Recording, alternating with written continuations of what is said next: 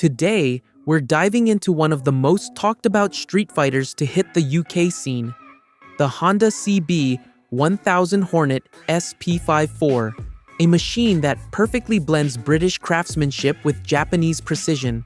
For most enthusiasts, the standard CB1000 Hornet SP already checks all the boxes: powerful, smooth, and surprisingly attainable.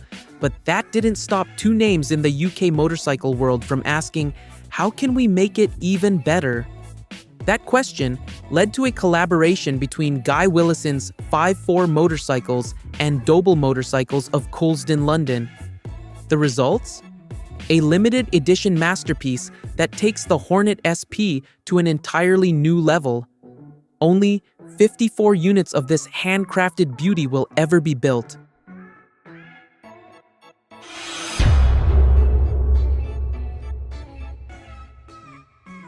The first thing that grabs your attention is its endurance racing-inspired paintwork.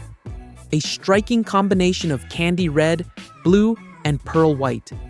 Each bike is finished with a hand-painted Honda logo and Guy Willison's own signature on the tank, giving each unit a truly bespoke character. Moving closer, the craftsmanship shines through. A hand-stitched diamond pattern leather seat, custom tail tidy with LED lighting, and billet aluminum controls that look and feel premium. The finishing touch is a race-fit titanium exhaust, laser-etched with both 5.4 and race-fit logos, ensuring the bike sounds just as mean as it looks. Beneath all that artistry, the Hornet SP54 remains a serious performer. It packs a 1,000 cubic centimeter inline-4 engine that delivers 155 horsepower at 11,000 revolutions per minute and 78.9 pound-feet of torque.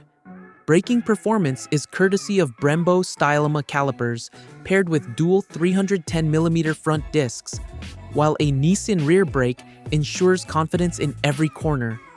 The suspension setup, Showa SF FBP 41mm forks and a ProLink rear monoshock, delivers both comfort and precision handling. But, as with any limited edition machine, exclusivity comes with a premium.